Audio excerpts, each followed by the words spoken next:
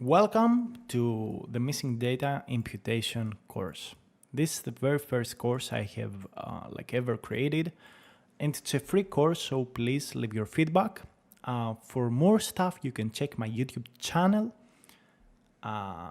which is Aero Developing. I hope you enjoy the tutorials, the free tutorials there as well. You can also check my Udemy profile for other courses that I may have created.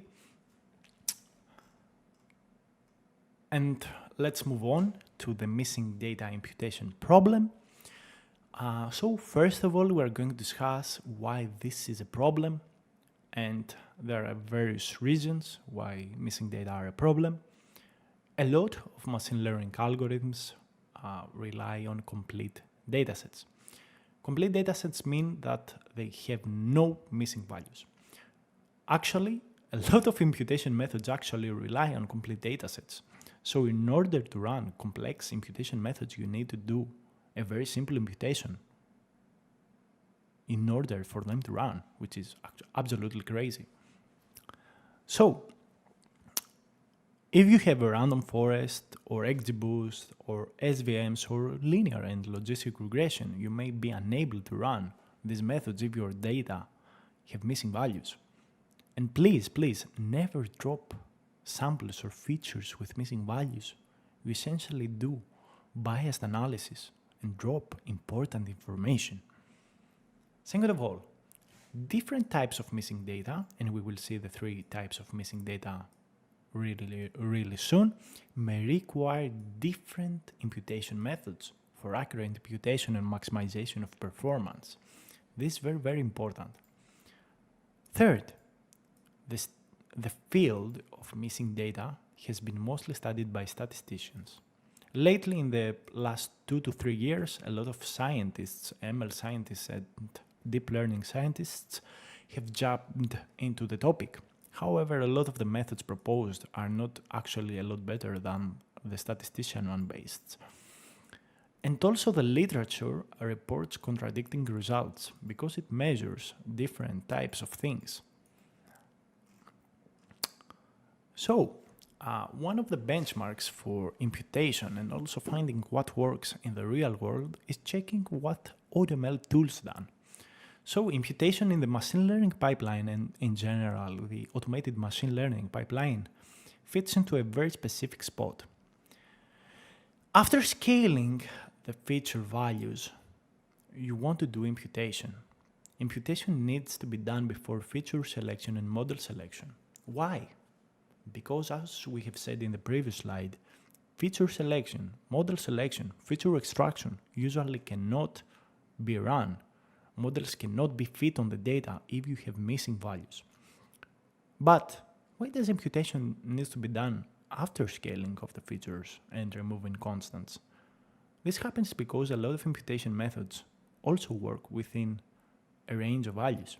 We will see that the deep learning methods that I have proposed, we will learn need to be in a specific value range, usually 0 to 1. And also, some dimensionality reduction methods that we are going to see also need to be in this value range. Finally, imputation methods have hyperparameters, so you need to optimize also the imputation stage using hyperparameter optimization. And we will also see how you will be able to tune those imputation methods and sensible values and hyperparameters to check and test. So let's see what the imputation methods what the AutoML tools currently use for imputation. The majority of AutoML tools rely on simple imputation methods such as min-mode imputation. For example, JetBio, TPOT, AutoGluon, and AutoCycleLearn use min imputation and mode imputation or some variation of these. For example, TPOT and AutoCycleLearn use median imputation, whereas AutoGluon uses for categorical features the new category method, which essentially what it does, it creates a new category named missing. Autoprognosis also uses simple imputation methods and complex ones like dimensionality reduction method soft impute, iterative methods like misforest, and also other methods. And what it does is it optimizes over all those imputation methods in a cache perspective. So what it does, it has a lot of imputation methods here, the hyperparameters, and it does HPO over them. So let's continue with the missingness mechanisms. There are three very important missingness mechanisms, and please pay attention to this slide because it's really, really important. The first missingness mechanism is missing completely at random, and it's called them CAR. For missing completely at random data, missing values do not depend on the data. Let's see an example. For example, you have a dataset that got corrupted, meaning it lost some of its values when compressed.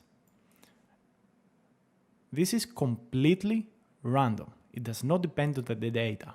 It's a completely random event. So what essentially this means is that your missing values are missing with a probability p independently of the data. Then you have missing at random. Missing values are related to the other observed variables. What does this mean? For example, let's say that you have two features, income and taxes. What missing at random assumption makes is that people with higher income may not have answered how much taxes they pay.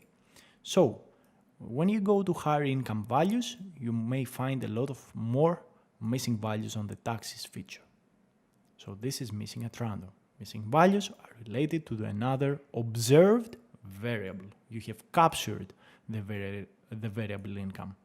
If your variable income was not in your data and you only had taxes, then it would be missing not at random, meaning missing values are related to the values of the variable itself or other latent variables, meaning unobserved variables. So this is the same example. People with higher income may refuse not to answer how much money they make. So if you had an income feature and people with high income may have missing values. People with lower, so you won't be able to do an accurate estimation of the missing values using this way because you have no information. And again, the three missingness mechanisms are all assumptions. The only missingness mechanism that you can prove is the missing completely at random. Finally, let's see what imputation families exist. First of all, you have methods that rely on one feature at a time and methods that rely on multiple features to conduct imputation. So, the univariate family conducts imputation on each feature independently of the other features in your data. This family contains mean, mode imputation, median imputation, max imputation methods. On the other hand, multivariate methods can be split into two families, iterative ones and distance-based methods. Distance-based methods rely on a distance function. For example, knn and k-means rely on a distance function to conduct imputations, and these methods are usually sample-based. Iterative methods can be again split into two subfamilies, discriminative and generative. The discriminative family can again be split into two branches, linear and non-linear. Linear methods, for example, linear methods is mice, which relies on linear models that you build on each missing feature to predict the missing values. Whereas non-linear is misforest, which relies on random forest, which is a non-linear machine learning based method, and maybe DataWig, which uses a deep learning method for each missing feature. We will see more later on. If you have not understood what I have said, please be a little bit patient till we go to the misforest module. Then we have generative methods, which we can split into two methods again. Matrix factorization, matrix completion methods, which are linear dimensionality reduction methods, and neural network-based ones, which is, of course, nonlinear. So matrix factorization contains dimensionality reduction methods based on probabilistic PCA, PCA, and singular value decomposition. Soft impute, BPCA, PPCA.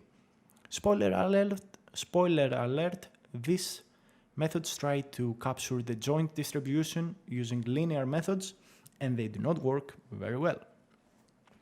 Then we have neural networks, which are nonlinear methods, as stated before, which try to capture the distribution using neural networks.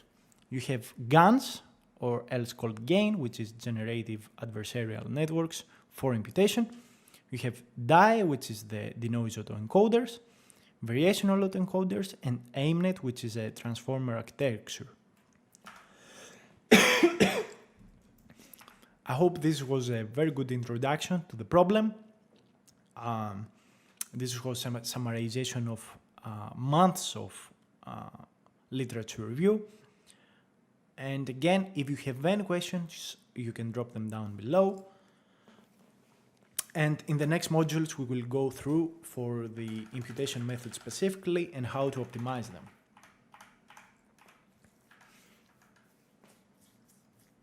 Hello guys, welcome to another video. Today we are going to see the missing indicator method.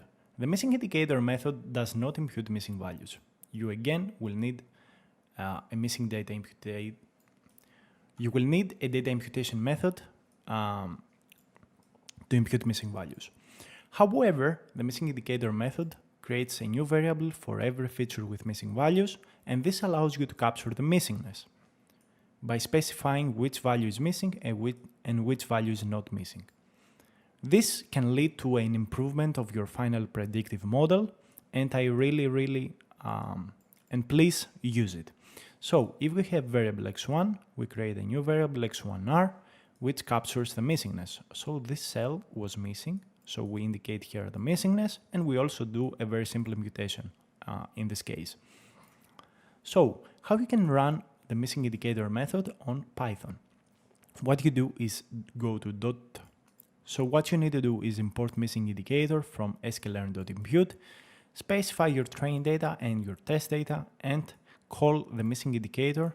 Please specify features equals all for debugging purposes, and get an object. Fit it on the train data and transform the test data and the train data with it. Let's run this. And boom, we have missing indicators. You append this matrix to your original data and you are good to go. Okay, welcome to another video. Today we are going to see how you can do mean mode imputation in Python. Mean imputation and mode imputation are two very simple imputation methods. Mean imputation is used for numeric features that have missing values. What you do is replace the missing values with the mean of the column. Mode imputation is used for categorical features that have missing values, and what you do is replace missing values with the most frequent feature value. So, for example, here x1 is a continuous variable.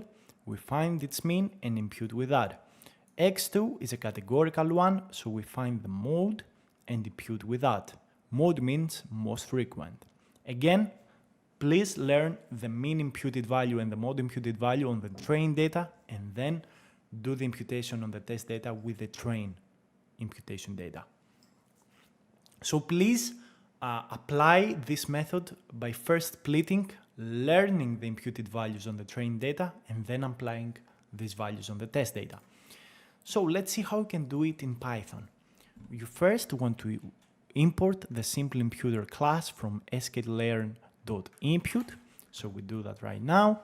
And then you specify your train and test data. I have just some very simple data here. And then you call the simple imputer. You specify strategy equal to mean. Call this object using .fit on the train data to learn. And then you can use the transform on the train and the test data to conduct the imputations. So if we run this, we see that the results contain imputations. We have no missing values no more, and this is absolutely great. So in order to conduct mode imputation, you need categorical variables. Here we have specified two arrays again with categorical variables. Again, we use simple imputer, but we specify strategy equal to most frequent. Again, we fit using the train data. So what you do is learn the categorical values for the train data, and using the learned categorical values, you impute the train and the test data with it. So let's run this and see the results. Great, it works just as expected. So in this module, we are going to see how we can use MissForest. MissForest is an iterative imputation-based method on random forests. You first impute missing values by min mode. After that, what you do is for each feature with missing values, you train a random forests on the other available features in order to predict the missing values using the trained random forest.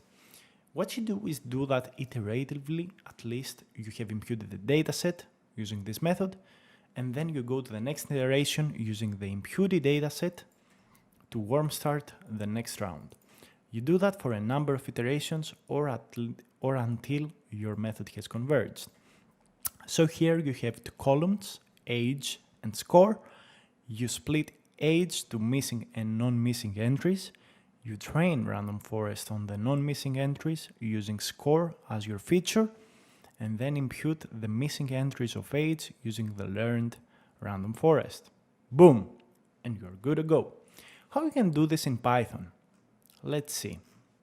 So first of all, you will need to import enable iterative imputer because it's an experimental feature. I want to tell you that this only works on continuous or categorical variables, but not on mixed data at the time of the recording. However, I have missforest.py, which is my implementation for mixed data on the GitHub. You can check it out. So scikit-learn.impute, you import iterative imputer. Then you import the random forest regressor or classifier if you have categorical data. In our case, we will have only so we specify the train and the test data and call the iterative imputer. We specify its estimator as random forest regressor, and you can also specify the hyperparameters and the random state for reproducibility. You then call the imputer for the train data, and then you call the imputer for the train and the test data using transform to conduct imputations. Let's see the results. Let's run this. Great. Our data, both train and test, have been imputed. Please split data prior to using .fit, which is a common overfitting problem found in statistical literature. Okay, you want to impute data with KNN. The first thing you want to do is scale the variables, which will be continuous because KNN imputer at the current stage in scikit-learn can only run and work only with numeric features. So if you have categorical variables, you will have to do some kind of one-hot encoding or something like that. So the first thing you want to do is import either the standard scaler or the minimax scaler from sklearn.preprocessing. You want to specify your train and test data, and then you want to scale them according to the parameters learned from the train data. So we run this really quickly, and we have the train data scaled. Let's see the output. Great. So our data are scaled, and you can see that the non-values are still here, so that's fine. And then we want to import from scikit-learn.impute the KNN imputer. Again, KNN imputer can only work with scaled continuous data. If your data are not scaled, then this will be suboptimal and may lead to a lot of bias in the imputed values. So what you want to do after that is fit the data. Actually, you want to fit the train data. So what it does is that it saves the train data and some distance matrices, and then you want to use the dot transform to transform the train and possibly the test data that you have. You will also need to optimize the number of neighbors. So here I have just put one neighbor, and boom, you have your imputation here, so imputed with 1. So the idea behind this is that it uses an Euclidean distance to find for each missing value the non-missing value samples in the data, and use the k or nearest neighbor selected to impute with that value. What you really want to do is use this into cross-validation and hyperparameter optimization and try values for k equal to 1, 3, 10, and square root of the number of samples. So you do that, and then KNN imputation is a very good method. So, what is GAIN? GAIN is a generalization of GANs for the purpose of missing data imputation. It's a network that relies on a generator and a discriminator, which you can view as two separate neural networks. The generator tries to do accurate imputation of the missing data, and the discriminator tries to predict which data are missing values and which are not. And it takes as input a hint matrix. So visually, what you do is have your data with missing values. What you do is put some random values on the missing values, so it becomes a complete data set, and also you use the binary indicators to create a mask matrix. You feed two arrays actually to the generator, the random imputed one and the mask matrix, and the generator returns to you the imputed matrix by conducting imputations only for the missing values.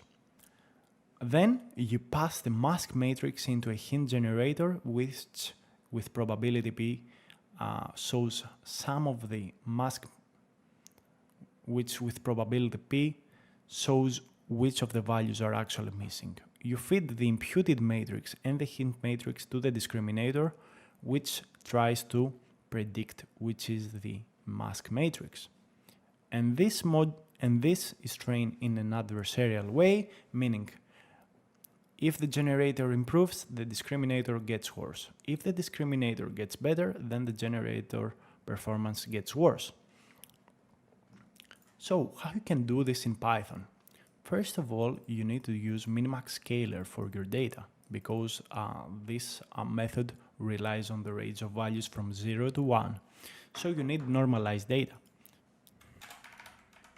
Also, you will need to import pandas because this method uses pandas data frames.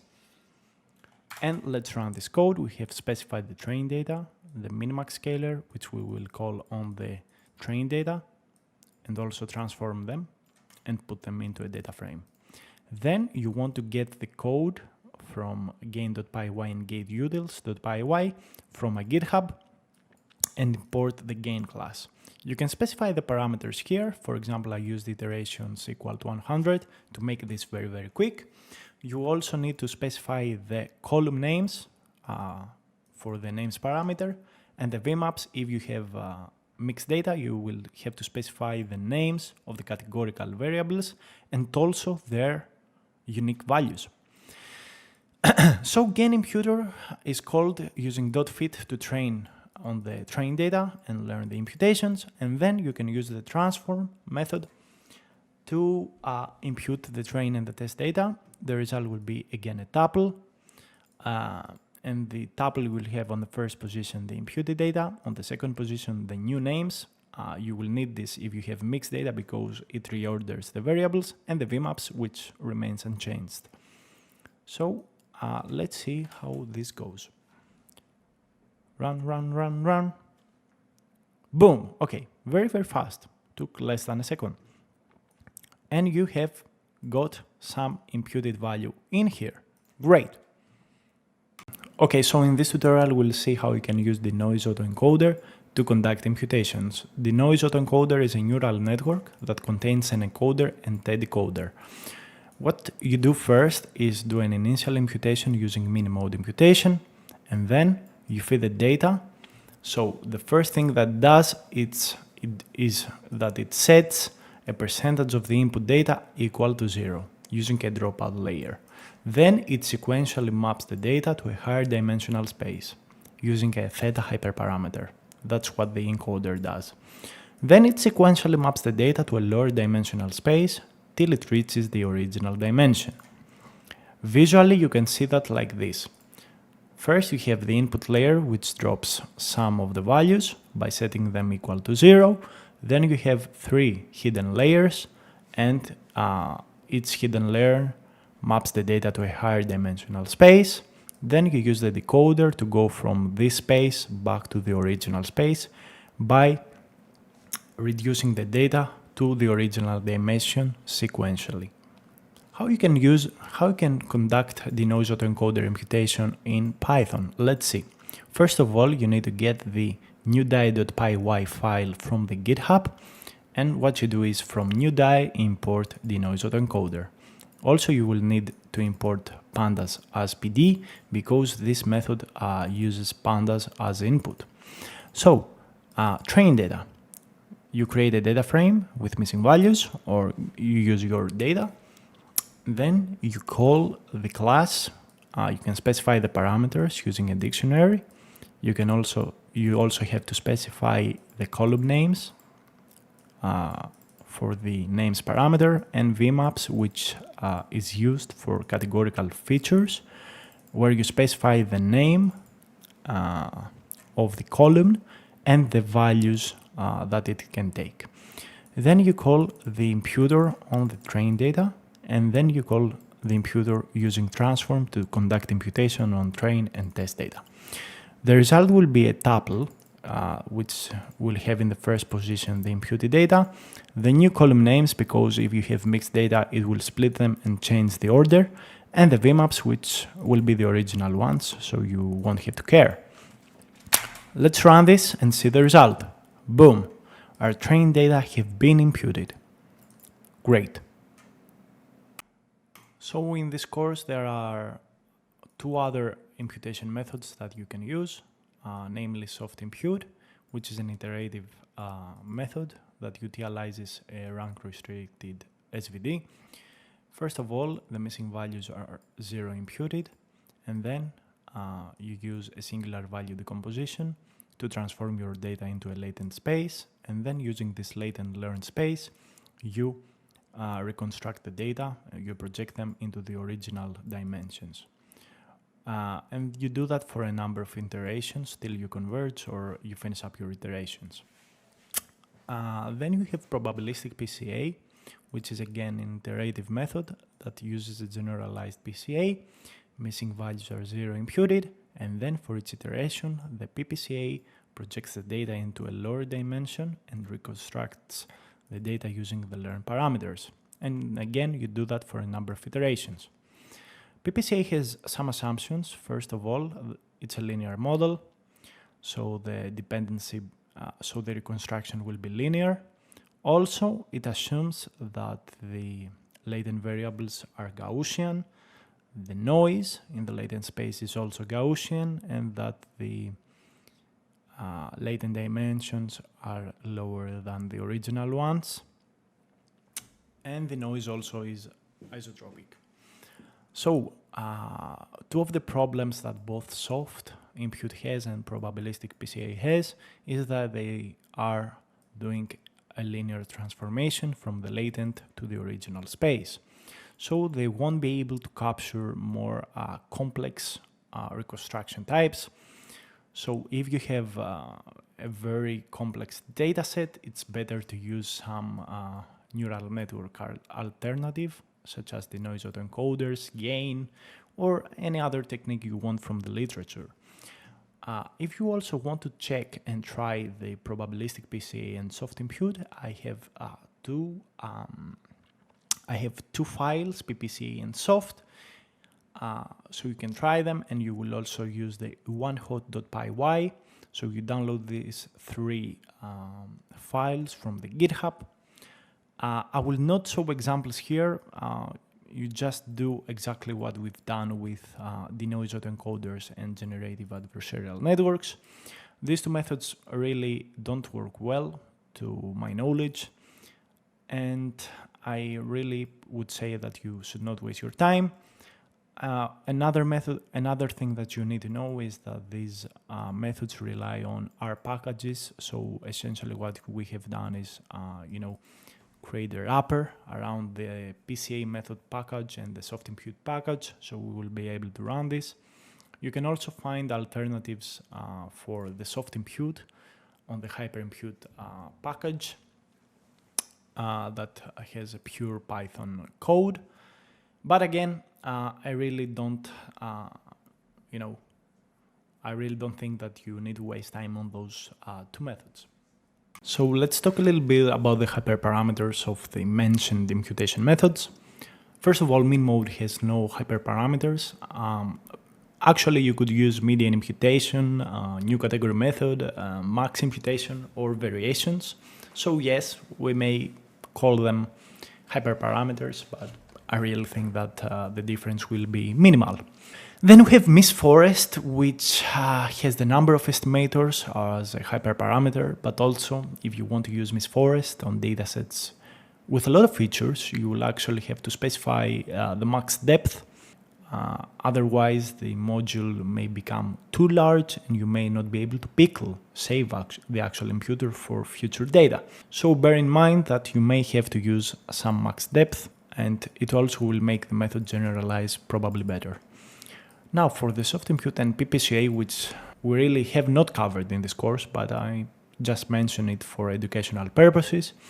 You can use the various explained for the components, both for SVD and PPCA. So what you need to do is go to the latent space and find, the importance of its principal axis or eigenvalue, and use various values, for example, 19%, 70%, 50%, for the variance that its component explains. So use only the first k components that explain up to this variance. Then we go to the deep learning methods, which actually need a lot of tuning. The Denoise autoencoder has two important hyperparameters, which is the percentage of the values that you drop out in the input layer. I suggest trying these three values or even go to 0.1 dropout. And then we have theta, which is the sequential stage of increasing the latent dimensions. The original authors propose 7, but you can also check 5 and 10. And for generative networks, you have the hint rate and the alpha. The hint rate is actually how much of the hint matrix gets shown to the discriminator. So this is a very, very important hyperparameter. I suggest using those two values which were proposed by the author. And then you have alpha, which trade-offs the discriminator and generator loss.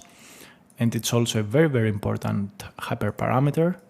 So what you need to do is actually use those hyperparameters and optimize the imputation methods inside your framework. So please make sure that you optimize your methods, especially the deep learning ones, because it's really important, and to optimize them into a cache, combined algorithm search and hyperparameter optimization framework. So you do that, so you optimize those methods along with the rest of your pipeline and not independently.